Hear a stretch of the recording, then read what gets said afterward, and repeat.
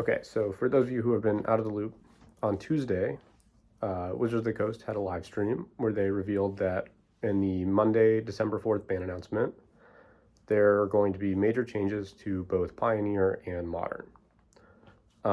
Based on, if you piece together what they say, the most likely scenario is that something from the Mono Green deck, probably Karn, and something from the Discover deck, probably the Carnosaur or Appraiser, will get banned in Pioneer, and probably Up the Beanstalk and Fury will get banned in Modern. There's also some chance that something will be unbanned in Pioneer. If that's the case, probably it'll be Leyline of Abundance, but who knows? I'll explain all this in a moment as to why these things might be happening and what exactly it was that suggested this. But if you don't want to watch the rest, that's a good summary.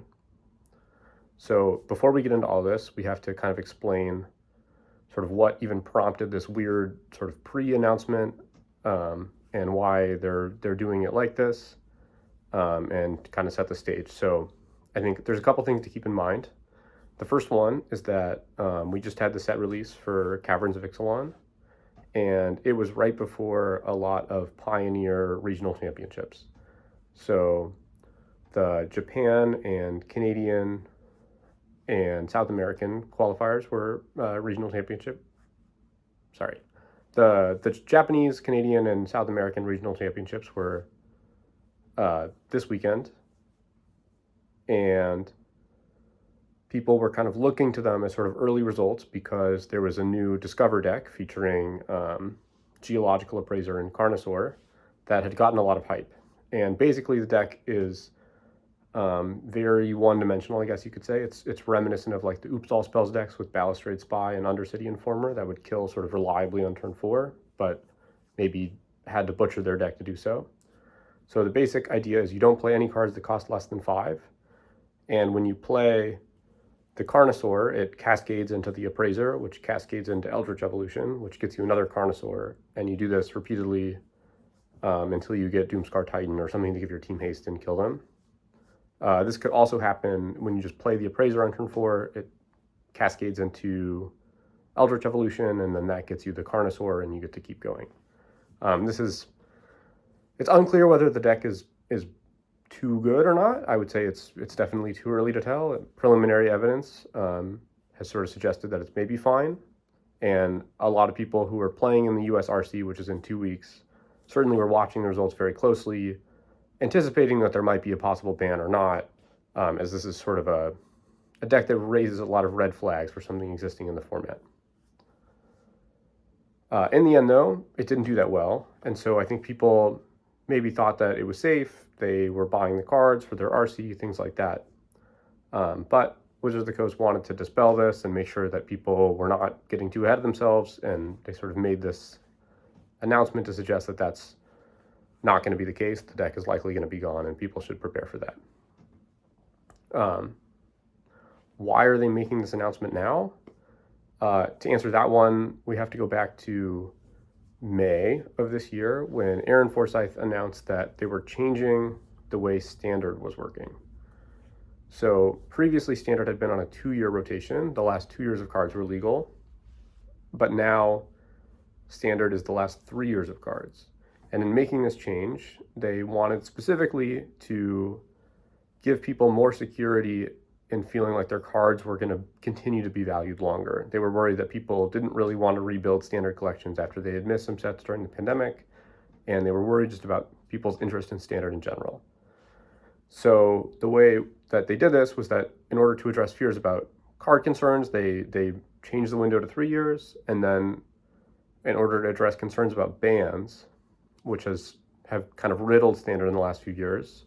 They've been good recently, to be clear, but there have been some bans, and that's more of a concern with paper cards. They decided that they were going to have a set ban window after each set, 2 to 3 weeks after the set release, and they mapped out exactly when those dates would be.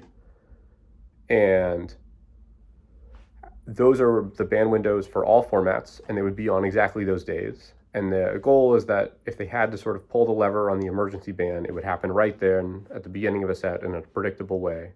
And then each year when rotation would happen, they were going to have a larger ban and restricted list announcement where they might ban things that don't need to be emergency banned, but maybe just are sort of would keep the format stagnant to be around too long. So this all relates back in that they've now tied themselves into having this one banned and restricted list date. And since they're kind of doing all of this to sort of promote people feeling secure in their card investments and things like that, and getting to play with their cards, they don't want to then have it be an emergency ban, because the whole point of this was to sort of set a clear precedent for what they were going to do. But at the same time, they are kind of in the squeeze here, because they don't want to announce these bans just all at once out of nowhere 2 weeks before what is probably the biggest event in the US, certainly before the end of the year. So instead, this is why we're seeing this sort of preview of what might happen. Now, the preview itself was I would say they were pretty upfront about what possibilities there are. They cited specifically that they haven't done any maintenance on the Pioneer format in a while, and they were using this as an opportunity to do that. And they specifically cited that they don't like the mono green deck being able to go over the top of everyone, and specifically that it can get whatever sideboard card it wants. This is what I think many people have said means that Karn is likely to be banned. And then on top of that, Andrew Brown also said that they might unban a card in Pioneer, which logically I think has to be Leyline of Abundance, but people love to speculate about these things. Moving on from that into Modern, we have people have been not super happy about the Modern format. I think regardless of the gameplay, anything, people have a sort of wide range of criticisms, but generally the black-red deck, often referred to as Scam, has been quite popular for a long time.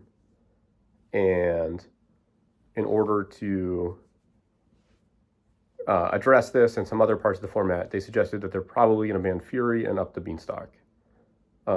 They also, the way they talked about it made it seem unlikely that there would be any unbans in Modern at this time, but they did cite the preordain unban as being particularly successful, so we should maybe expect some things like that in the future. I'm sorry for all the Splinter Twin fans out there, but they guaranteed that one is not coming back anytime soon. What are my thoughts on the matter? I think probably this is a good thing. I do think it's important that they have some stability in how they're announcing these things. They did say that they're going to potentially extend the window in the future so that they can have a little bit more flexibility and not banning things right before an upcoming tournament. But I think sticking to the sort of regular cadence is good, and I like that they're being more transparent about it. I think that is sort of good for everyone. I hope people don't, get too upset with whatever does get banned or unbanned.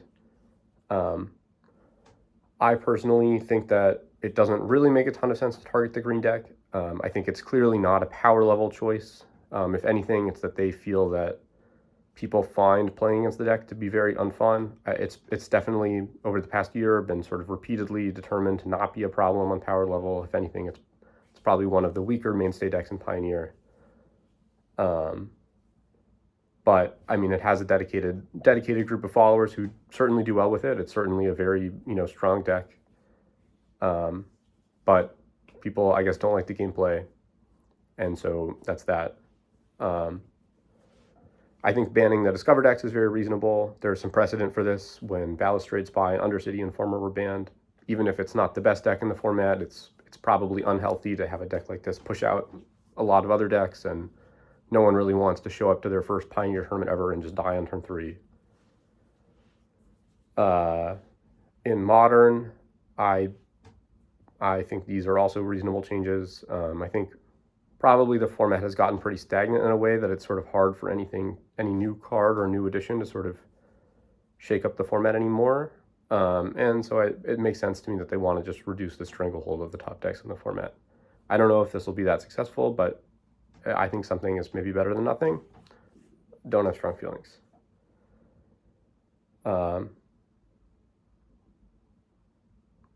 Anyways, that is pretty much it. And thank you for listening, and